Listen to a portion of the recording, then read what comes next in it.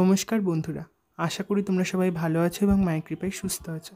আজকে তোমাদেরকে শোনাবো জয়দত্ত কর্তৃক মহাশ্মশানে তারামায়ের প্রথম মন্দির কিভাবে স্থাপন হলো এবং সেই মন্দিরে পুরোহিত নিয়োগ কিভাবে হলো। আশা করি তোমাদের ভালো লাগবে। আর বেশি দেরি না করে তোমরা শুনে নাও।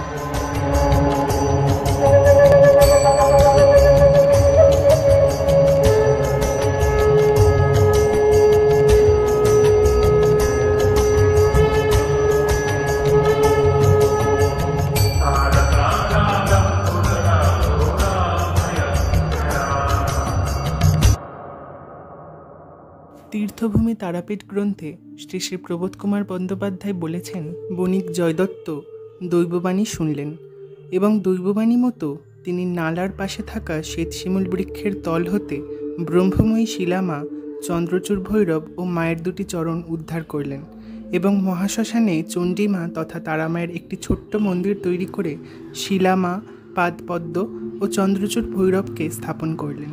চণ্ডীপুর সন্নিকট মহুলা গ্রামের ভৈরব ঠাকুর নামে একজনকে পুরোহিত নিযুক্ত করে মায়ের প্রথম পুজো ও ভোগ নিবেদনের ব্যবস্থা করলেন। বর্তমান সেবায়িতরা ভৈরব ঠাকুরের বংশধর বলে দাবি করে। জয়দত্ত সদাগর চণ্ডীপুর মহাশ্মশানে চণ্ডীমায়ের মন্দির তৈরি ও পূজা প্রচলন করে রত্নাগড়ে ফিরে গেলেন।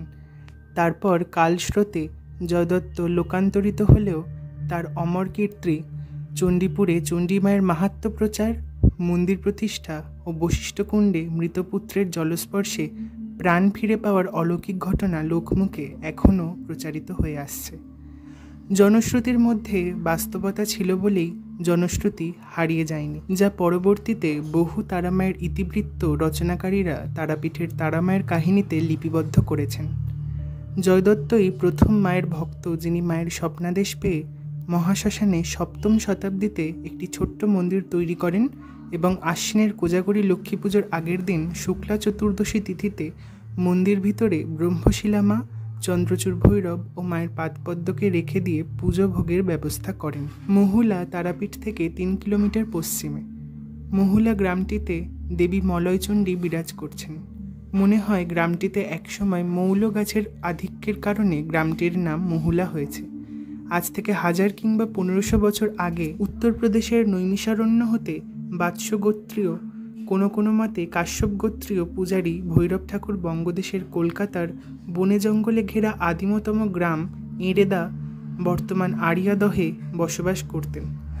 জয়দত্তের নির্বাচিত চণ্ডীমায়ের পূজারী হিসেবে তিনি নিয়োজিত হন। সেই ভৈরব ঠাকুরের বংশধরদের উত্তরপুরুষ হিসেবে তারাপীঠের সেবায়িতরা পরিচয় দিয়ে আসছেন। চণ্ডীমায়ের মন্দির স্থাপন ও মায়ের ভোগ পুজোর ব্যবস্থা করে জয়দত্ত রত্নাগড়ে ফিরে গেলেন এবং মাঝে মাঝে চণ্ডীপুরে এসে মায়ের সান্নিধ্যে আসতেন। কালস্রোতে সেই মন্দির ধ্বংস হয়ে যায়, কিন্তু সেই জনশ্রুতি আজও চণ্ডী ভক্তদের হৃদয় মন্দিরে গ্রথিত হয়ে আছে।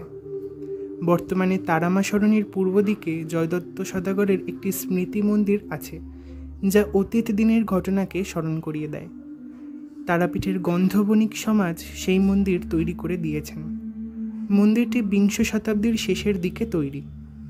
বীরভূমের 4র্থ পর্বের 27 পাতায় প্রবন্ধকার অধ্যাপক ডাক্তার কিশোরীরঞ্জন দাস মহাশয় লিখেছেন, 20 শতাব্দীতে বণিক জয়দত্তের মূর্তি স্থাপন ও মন্দির প্রতিষ্ঠা করেন তারাপুর গ্রামের শরৎ কুমার প্রামাণিক অর্থাৎ জ্ঞানবাবু মশাই।